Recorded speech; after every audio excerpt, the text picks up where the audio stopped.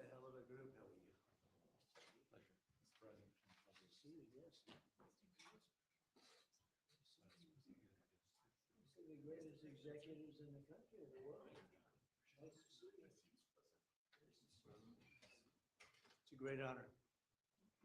These are among the greatest executives anywhere in the world, so it's an honor to have them with us, and I think they'll be very happy about what we have to say. I thought I'd start by announcing two things. This is the gold card that, as you know, the Secretary of Commerce and myself and some others have been working on for quite a while. And Howard, how much have we sold in a few days? $1,300,000,000 worth in a matter of a couple of days. Essentially, it's the green card on steroids.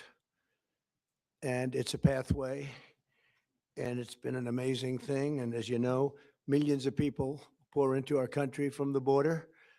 And not anymore. They don't know. Nobody comes in actually anymore. But under the Biden administration, 25 million people came in. And they came from prisons and mental institutions, and they were drug dealers, and all sorts of people came in that shouldn't be here. They came from the jails all over Venezuela, all over the world, the Congo. And now when they come in, they have to pay $1 million. And we've had a tremendous surge, and you're going to be happier than anybody because when you go to Harvard and the Wharton School of Finance and all of the great schools and you want to hire somebody and then you find out that, I'm sorry, they can't stay in our country for more than 24 hours. They graduate from the top schools. These people want to hire them. Now you're able to buy a card and you're able to keep people in the country. They can't keep people in the country. And they go to Canada, they go to other countries. A lot of times they go to Canada even though they work for the companies behind me. So now you're able to buy, the companies are able to buy the card and use it for people coming in to our country so they can stay in our country instead of being immediately shipped out after graduating. They graduate number one in their class at the best school, and they want to go to work for Johnson & Johnson, as an example, who's not here today, who will be here next week. They're well represented here. But they want to go to work for one of the great companies behind me, and you learn they can't do that because they're shipped out of the country. They're not shipped out anymore. So your company will pay a little bit, but that's okay. You'll be able to get them. So I just wanted to, it's called the gold card, the Trump gold card. Quite a beautiful thing. And you've taken in just a few days, you've taken in over $1.5 billion. That goes all toward reducing debt, goes into the Treasury of the United States. And I thought I'd do this before we start on Most Favored Nations. I want to read this because I would have said it the other night, but I was not allotted too much time, actually. You had a couple of brand new shows opening, and I understand that. But I do want to say, and some people say, oh, you shouldn't say it. It sounds negative. To me, I think it sounds positive. The only reason our unemployment tucked up and went up to 4.5%, which it went up to 4.5%, which is quite a low number, but still, is because we are reducing the government workforce by numbers that have never been seen before. In other words, government jobs are way down. And as you know, we don't need 10 people to fill one job, which is what we had in government in many cases. So the government workforce by numbers that have never been seen before has been reduced very substantially, and it will continue to be reduced. 100% of our new jobs are in the private sector. So this is for the last number of months. Think of that, 100%. Are you shocked to hear that? That's the way to make America great again, when you think, right? It's the only way. 100% of new jobs are in the private sector. And I could reduce unemployment to 2%, 1%, or practically zero by just hiring people into the federal government, even though those jobs are not necessary, which is what we had before. We had millions and millions of people having jobs that they never even showed up. So I wish that the media would report that the 4.5% is an amazing number. And again, if they don't report it, I guess maybe I'll just let some people go into the federal workforce. It'll look really wonderful. And what we're doing is the only way you can do it to make a country great. You can't have the government jobs, you have to have the private sector jobs. And these are among the biggest hires of private sector. So we have reduced the federal workforce by tremendous hundreds of thousands of people. And that reflects in unemployment, but that will be used up very quickly. And we've 100% of the new jobs, which, by the way, it's a record-setting number of jobs, too, is in the private sector. And I think that'll get even stronger when these buildings being built all over the country, of which they're building some too, but AI and auto plants and everything else, they're being built all over the country. When that happens, your numbers will be even better.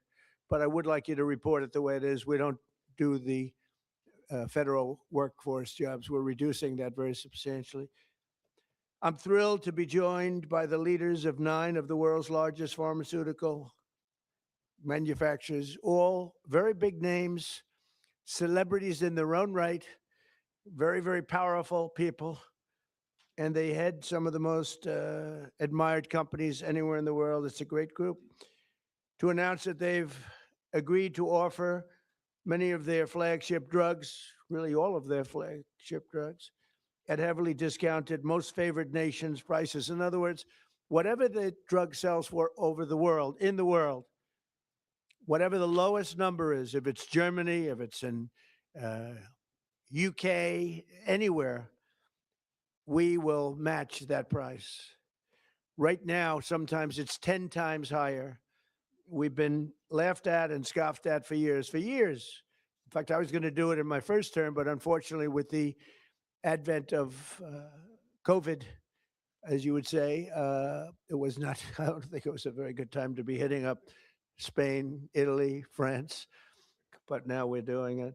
So the hardest thing to do was going to be to get a country to do it, because we would have a pill in New York that was for sale for $130, and you could buy it in Germany and France and Spain and someplace. Anyways, they set their own prices for $10. So we'd pay 10 or 13 times more, pay 5 times more, pay all different prices. Now, whatever the lowest price is. Now, the pharmaceutical companies were difficult, but they also love our country. They knew it was unfair. And they were great. I appreciate it. But the bigger problem was going to be the countries. How are you going to get the countries to do it? And we told them, if you don't do it, we're going to have to use tariffs, and we're going to charge you a 10% tariff, which is far more money than the money we're talking about. And they immediately agreed to do it. So we have all the foreign countries agreeing to do it. If we didn't have the use of tariffs, we would never be able to do this. But we used tariff, and they said, is it a threat? I said, yes, it is a threat. And they said, we will do it. And they dropped the price. So what's happening, because the world is bigger than the United States in terms of people, that same pill would go from $10 to $20 for them, which is an increase, but it wouldn't go to, midway. But it would go from $10 to $20. Ours would go from $130 to $20. So we dropped way down. They went up a little bit. And everyone knows it's the way it is. They, for years, would just say, no, no, no. As medicine got more expensive for us, it would say, they said, nope, you can't sell it in this country. Let the United States pay. And we had other presidents, all of them said, okay, we'll pay. So we were subsidizing the entire world. We're not doing it anymore. This is the biggest thing having to do with drugs in the history of the purchase of drugs. And I don't think the maybe press will treat it as a story. This is the biggest front page story that you'll ever see. This is a huge bearing too on the healthcare, because a big part of healthcare is drugs, pharmaceuticals, right, Oz?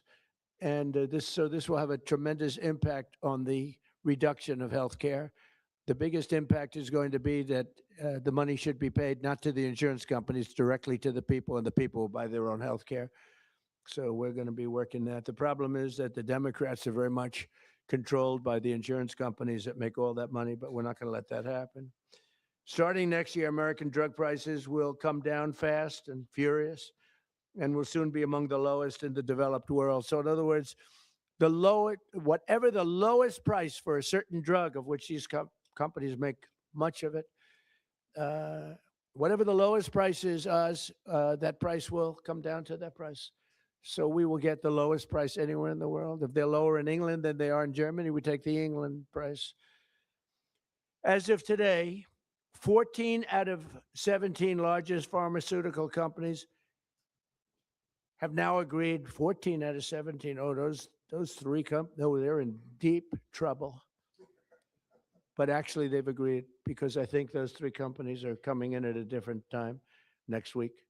So they've agreed. Johnson & Johnson is one of them, right? After the holidays. Why? They couldn't do it faster? No, we're going to be talking about Trump RX.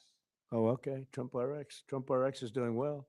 As of today, 14 out of the 17 largest pharmaceutical companies, but they've all agreed, have now agreed to drastically lower drug prices for their American patients, for the American people and patients.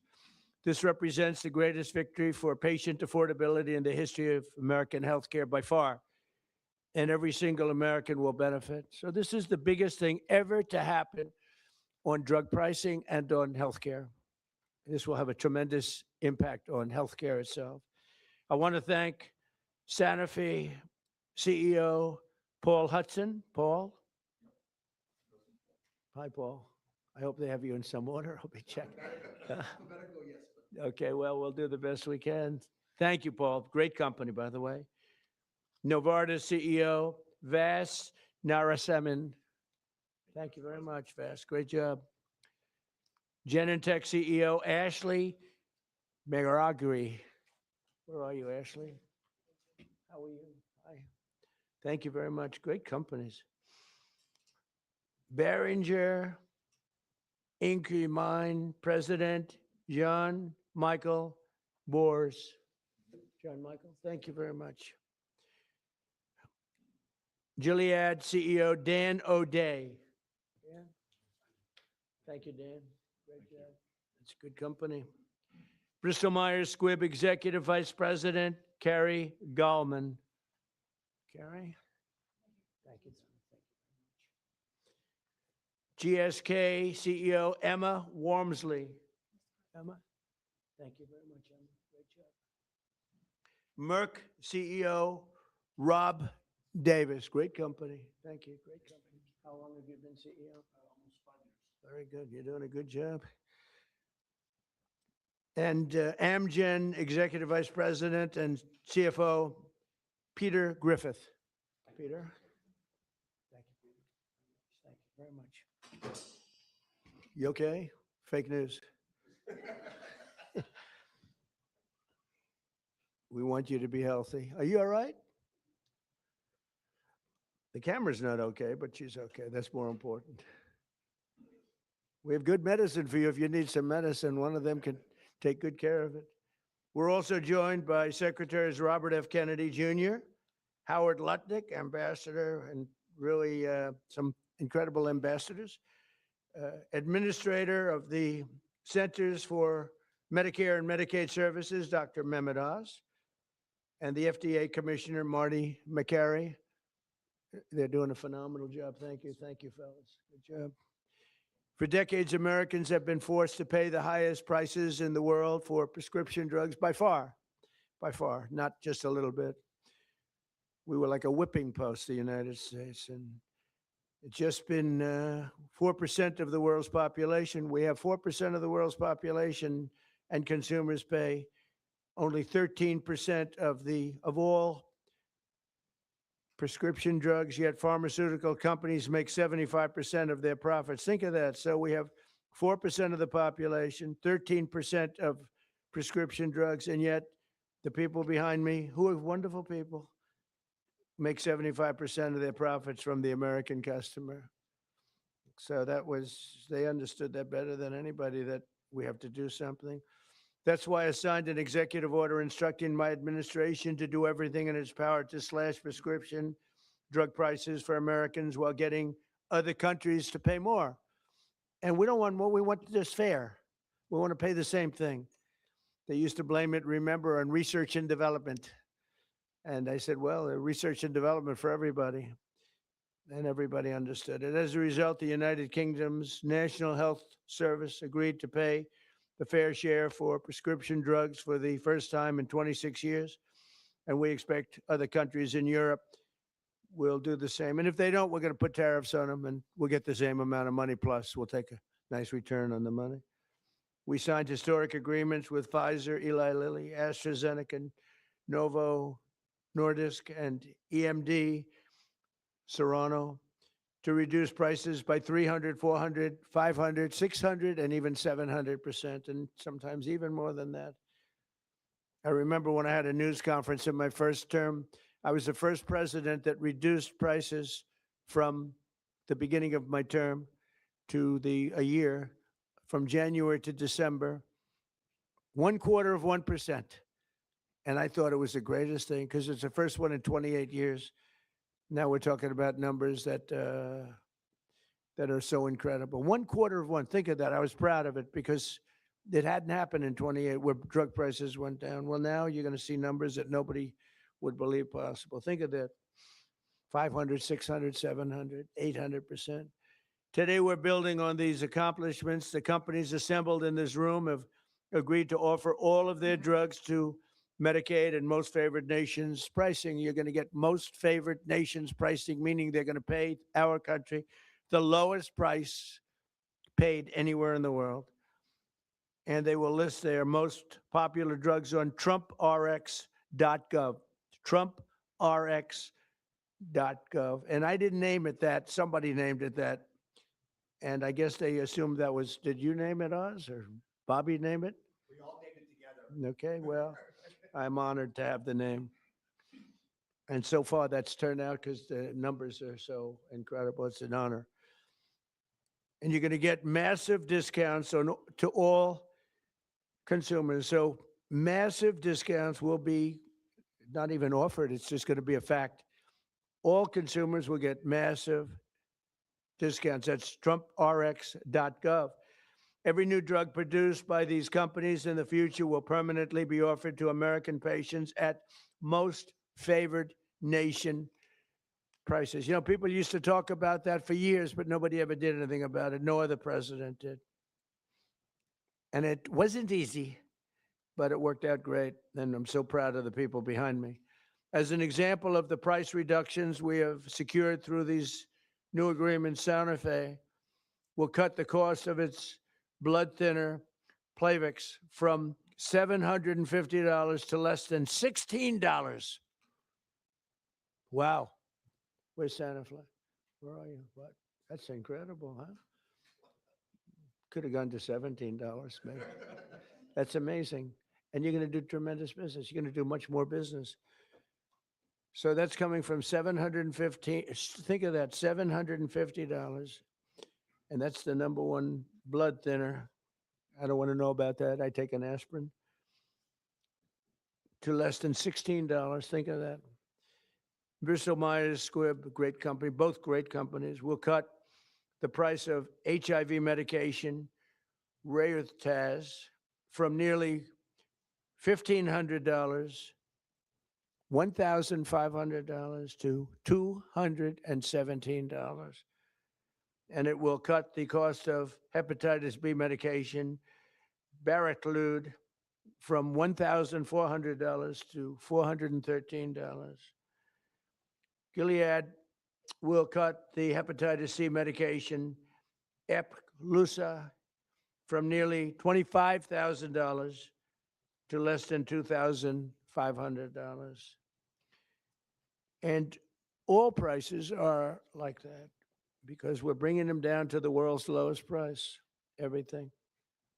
And these people really are pioneers. What they're doing is so great. And in the end, they're going to do much more business, and I think it's going to even out for them as a company. The countries will have to pay more, but even for them, because of the fact that the world is quite a bit bigger, it won't be very severe, I hope.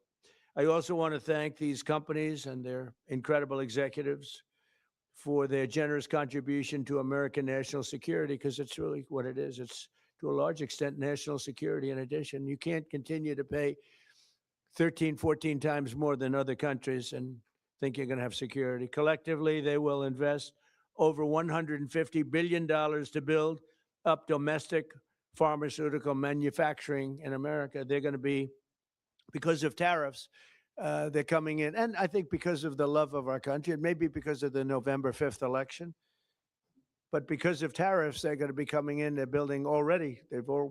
Just about all of them have started. They're building their plants in all states all over the country, and they're building incredible pharmaceutical plants. We're going to have close to 100% of our pharmaceuticals in a very short period of time made in the USA. As part of these agreements, Merck will also donate 3.5 tons of antibacterials to be placed in America's strategic reserve. Thank you very much. GSX will donate over 200 pounds of ingredients to make rescue inhalers, which is a big deal, and Bristol Myers Squibb will donate 6.5 tons of blood thinners. We appreciate it. Such amazing companies. Every president for a generation has promised to reduce drug prices, but they were talking about a little bit like that. I am the only one of them to ever even think in terms of favored nations, and that's what this is. Favored nations. It's called most favored nation.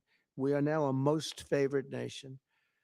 I want to thank the leaders in the room, and I also want to thank the leaders of all of the countries that had to pay a little more so that we were treated fairly. I really do. I want to thank the leaders of countries. And they knew the alternative was not much of an alternative, because if they didn't do it, we were going to charge them tariffs, and the tariffs would have been much more severe than what they did. But they did do it as soon as they realized about the tariffs. Then they did it very easily. No, they're very good people. Let's start with Amgen's executive vice president, who I already introduced, and I introduced the people here. So I'd like to ask Bobby and Oz to say a few words. And also, I'd like to ask if anybody would like to speak on behalf of your company, or just say how great this country is doing. And you're all building tremendous facilities now in the United States instead of other countries that we all know about. But if you'd like to say something. So Oz, do you want to start? And Bobby? Mr. President, he gets taller with time here. Mr. President, each of the 9 CEOs will speak very briefly about what they have done, because it is a patriotic effort. This is affordability in action. We talk about it in abstract, but this is not an abstract concept. This is a very concrete, tangible, personal reality, because we've got moms with sick children who cannot afford their medications. Working families cannot make ends meet. Seniors on fixed income. We have 80 million people have to pay more than $100 a month for their prescriptions. They just can't keep up. So this is a hardcore approach to this, driven by a bold leader who's taking bold action. With that bold action, we've now created a standard for the industry. The 9 leaders behind us run the biggest pharmaceutical companies in the world. They're joining 5 other companies that have been through this White House process over the last 2 months. I want to make sure you appreciate that it doesn't happen with just the people in the room. They're wonderful individuals: Chris Klump, Inma Hernandez, John Brooks, Theo Merkel, Corey, Heidi. A lot of folks work their tails off to make this happen, and that's why we've gotten to the finish line. The prices that President Trump left to the next administration on pharmaceuticals have gone up 25% until the president took office. We are reversing that trend and making sure that Americans can afford to get the life-saving solutions. Because if these brilliant innovators create solutions to cancer and hypertension, hepatitis, and a bunch of other viruses, illnesses that have been lethal throughout human history, but you can't afford them, then we're not treating you fairly. And that's why what the president has done is so critically important. He mentioned quickly the amount of money that they've contributed towards our strategic stockpile and to building in this country. But fundamentally, the health of the American people will benefit because this president took bold action. And from my personal position, I couldn't do anything I do without Secretary Kennedy, who just does not take no for an answer and will call me even more than the president does to make sure things happen right. Mr. Secretary. Even more. I don't think that's true. I think we got a lot of calls from the president, and at one point in this negotiation, we both stopped answering our phones late at night because we couldn't take it anymore. But I want to thank you, Mr. President, for doing this. President Trump, when he was up here a moment ago, talked about how historic this is and how every one of the news outlets in here ought to have World War III size headlines about this. And I was reminded about how astonishing this achievement is. A couple of days ago, when one of my sons, 29 years old, very, very left-wing Democrat, and disagrees with a lot of the policies of this administration, he called me and he said, "Dad, I want to tell you how proud I am about this. This is the best achievement that could happen to our country." This is something Bernie Sanders has been clamoring for 25 years. Elizabeth Warren has been clamoring for. Joe Biden promised the American people. President Obama, President Clinton all promised to do this for the American people. All of them expressed their outrage, their indignation that we are paying 1/10 in some cases the price of drugs that they're selling in Europe. We developed them here. We manufactured some of them in New Jersey. We were paying $1,300 for a drug manufactured in New Jersey. The same drug manufactured in the same plant was being sold for $88 in London. And everybody recognized how unfair this was. We were paying for all the innovation in this country. And yet, the rest of the world was free riding on it.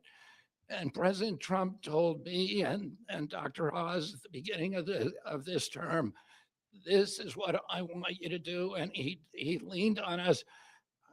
I think both of us were very skeptical at that point that it could be done. But I would say this is a miracle. And I'm very grateful to all the CEOs who saw the sense in this, who understood the injustice and the unsustainability of the system, and who put public health, and particularly the public health of Americans, ahead of some of their other priorities. And all of them came to the table, and President Trump asked us to do three things. One, to deliver the lowest prices in the world and make this affordable for Americans. Number two, to do it in a way that we would not hurt innovation, that we would keep America as the incubator and the dominating force in innovation around the world. And three, to bring drug manufacturing home to this country. I can tell you by the end of this term, 95% of the drugs we will have MFN. In other words, Americans will be paying the lowest price in the world for 95% of the drugs. You talk about affordability. People are talking about affordability. Nobody has done anything for affordability greater than this.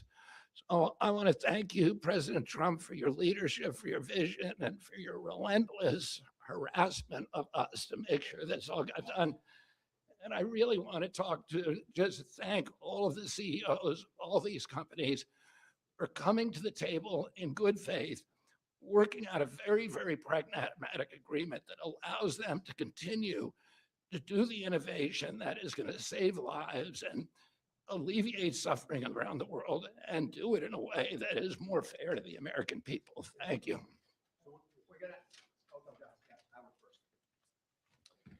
So this is an example of what President Trump does. It's the entire administration, the whole government working together.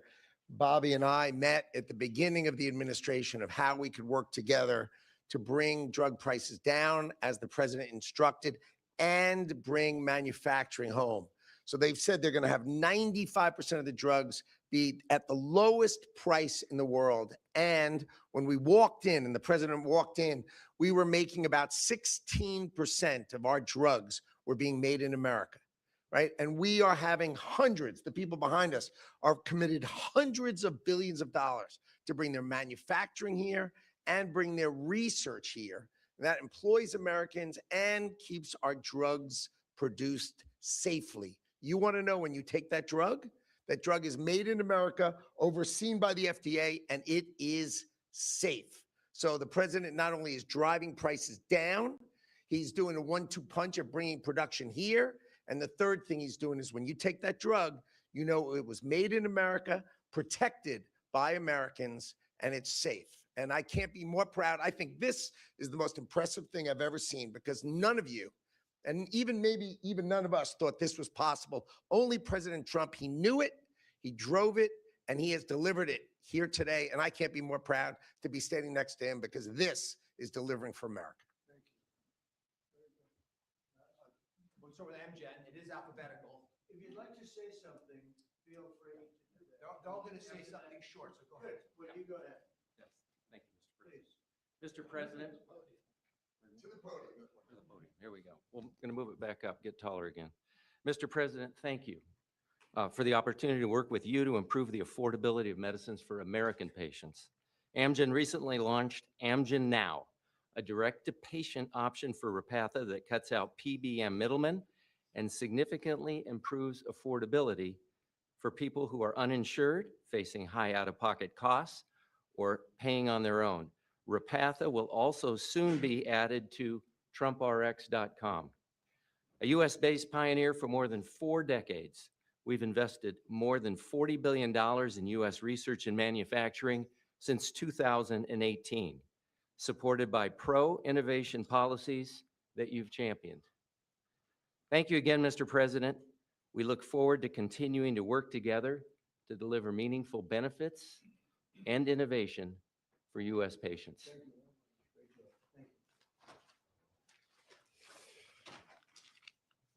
Thank you, Mr. President. Jean-Michel Boers from Boehringer Ingelheim. It's a true honor to be here for an agreement that we believe will make a true difference for American patients. For 140 years, Boehringer Ingelheim, a family-owned company, has been committed to improving health and outcomes to save lives of patients. With today's agreement, we believe that we have actually struck the delicate balance that there is to protect America's leadership in research and innovation, and at the same time ensure that patients pay a fair price for their medicines. So from rare diseases in oncology or pulmonary fibrosis, where we do research into chronic diseases, diabetes, chronic kidney disease, obesity maybe in the future, I will go quick. We will continue to work for the American patients. We are onshoring manufacturing to the US to very rapidly, within the time of this administration, have the majority of our products produced in the US. Thank you, Mr. President. Thank you, Mr. President. Bristol Myers Squibb is an American company that for more than 6,500 years has been protecting and extending American lives. And today I'll make 2 very brief announcements. One, we are very proud to announce that we will provide Eliquis, our #1 prescribed medicine, to Medicaid for free.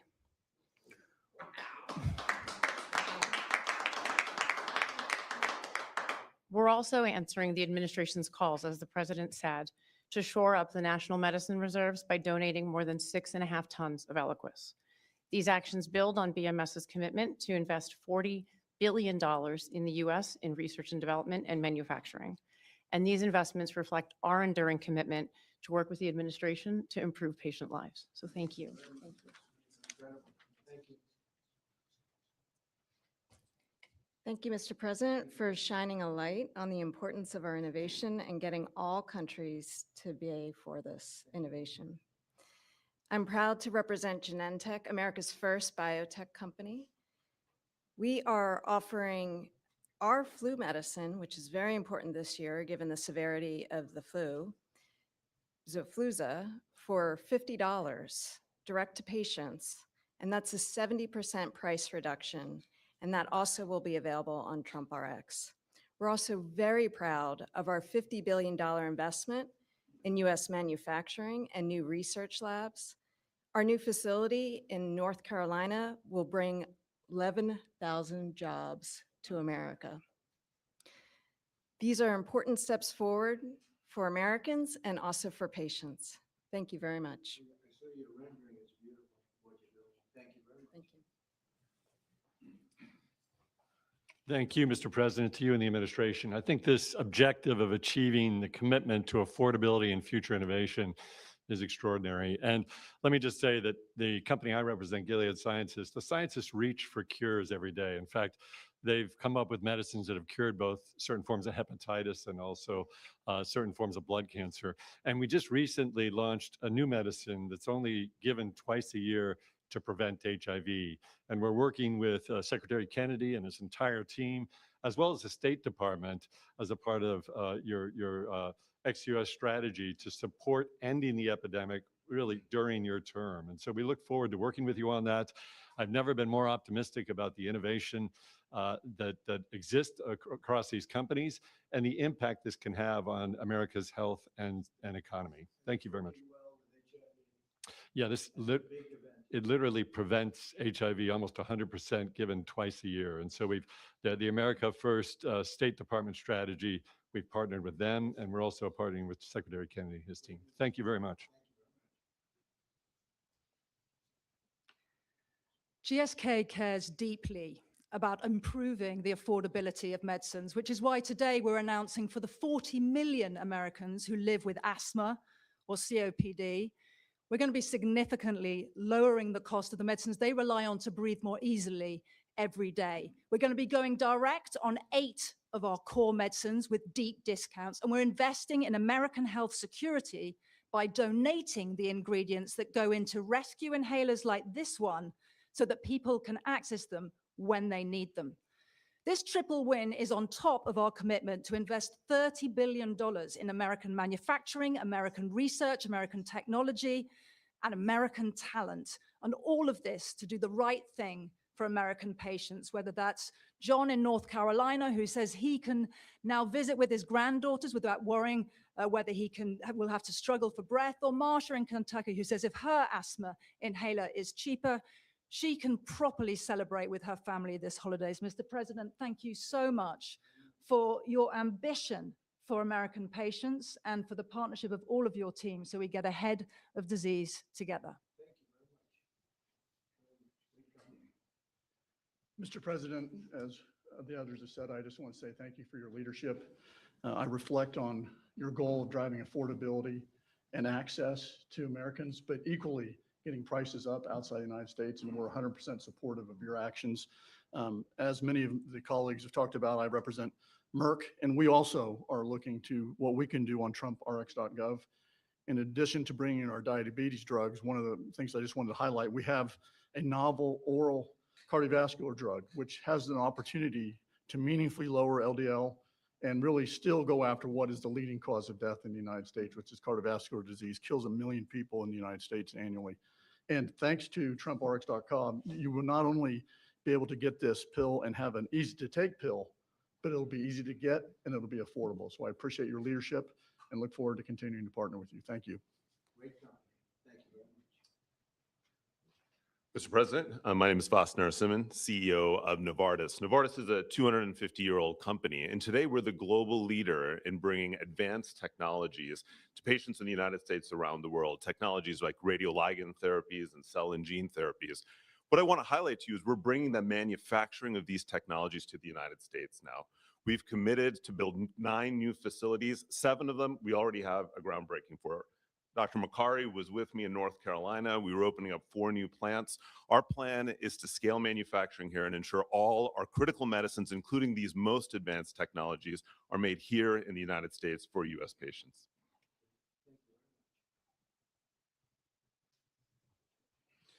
So first of all, thank you, Mr. President.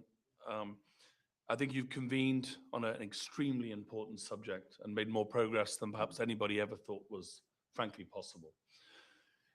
For Sanofi, this is another day to reaffirm our commitment to patients, our unwavering support to trying to do the right thing to help patients get better outcomes. But simply, affordability has been at the heart of that for a very long time. Having concluded this contract with the President and the administration, we find ourselves able, as a joint effort, to go further than we ever thought was possible. And that's kudos to you and for what you have done. Improving affordability and preserving innovation and rewarding innovation is a very difficult balance to take. I think we feel the negotiations and the conversations have had the patient at the center throughout the entire time, as difficult as it may have been on occasions.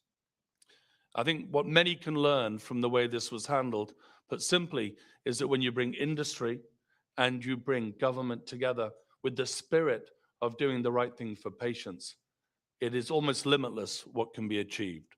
So on behalf of Sanofi, I'd like to thank you, Mr. President, and the team for what has been simply an incredible amount of progress. Thank you. So as I watch, these are the greatest business leaders, and they're beyond that. Many are doctors. They ended up running the biggest businesses in the country. But you've done so much, and you made it a lot easier than we thought it would be. You were just, you understood to do the right thing. And as I was watching, and I know all of them, not personally, a couple of them personally, but I know them all through reading lots of business magazines and other magazines and newspapers. These are highly respected people. And I said to myself, look at what they've done. They've done something that, and as you said, something that you never thought was possible to get done. Most people thought for the United States to have favored nations where we have the lowest drug price in the world is unthinkable.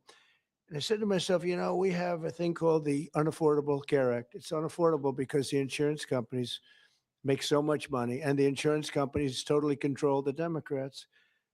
And I said to myself, standing watching these great leaders, and we have 4 other leaders coming in, Johnson & Johnson and 4 other very big companies, actually, very great companies. They've all agreed, and they'll be coming in next week, and we appreciate them too. But they've agreed to the same thing, lowest price anywhere in the world. I said, I think that the insurance companies, we should have a meeting and we should talk to them. Because I would say that maybe with one talk, they would be willing to cut their prices by 50, 60, or 70%. They've made a fortune. They've had stock prices that have gone up 13, 14, 15, 16, 17, and even 18. Think of this. They went up 1,800%. One of them went up numbers that nobody's ever seen before. They had a nice return, not a 2%, an 1,800% return. One went up more than that. Therefore, there's a lot of fat that can be cut. And I'd like to announce here, this is just an idea that I had standing here, watching these great leaders saying that we're going to have the lowest prices anywhere in the world, something that nobody would have thought possible. And they're going to come out great. But also donating incredible different medications, medications that are world-famous medications that one or another of them make, and donating them in some cases for free or very, very low prices. And I said, I'll bet you if I called a meeting of the insurance companies, the companies that are involved with healthcare costs, I would be willing to bet, I think, that they would reduce their prices very, very substantially. We could have fair healthcare in the country. Now, my initial thought, and this is what I want to do as of right now, this is the alternative, is that all of the billions and billions, ultimately trillions and trillions of dollars that's paid to these companies, we're going to pay directly to the people. But there's another way of doing it, and that's getting the insurance companies to ease up and to cut their pricing way, way down and stay part of the system. So I'm going to call a meeting. It could be in Florida this coming week, or it could be back in the White House the first week, not the second or third week. I'm going to call a meeting of the big insurance companies that have gotten so rich by receiving money, and really much, far, far more money than they're entitled to. And I have a feeling maybe if they would act like these incredible, brilliant, responsible citizens behind me, people that love our country and they love the world. I mean, frankly, these are international companies for the most part. I'm going to call a meeting of the insurance companies. I'm going to see if they get their price down, to put it very bluntly. And I think that is a very big statement. And what happened here is the biggest statement of all, because nobody thought a thing like this was possible.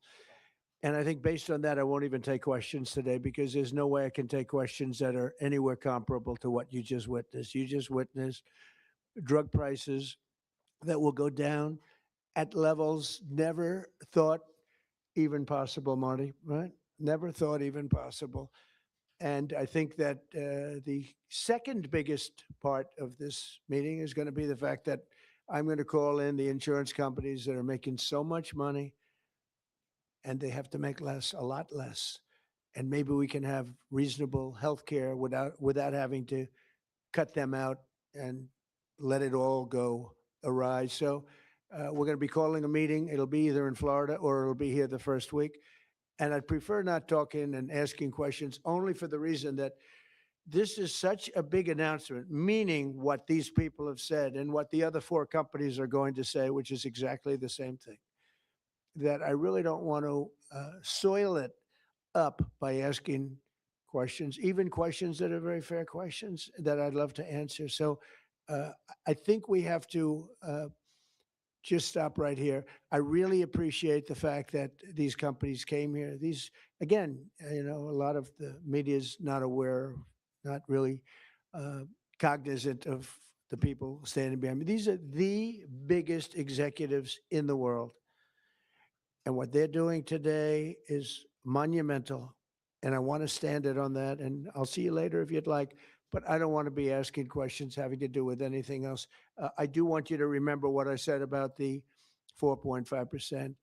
We took 100% of the new workers was in the private sector, and we've cut tremendous numbers of government jobs. And that's why, if you look at our numbers, they're so good. Also, more than, I don't know if you've read this, came out a week ago, more than 50% of our trade deficit was cut. We cut it more than 50% in a period of a few months. Nobody thought any of these things were possible. Thank you very much, everybody.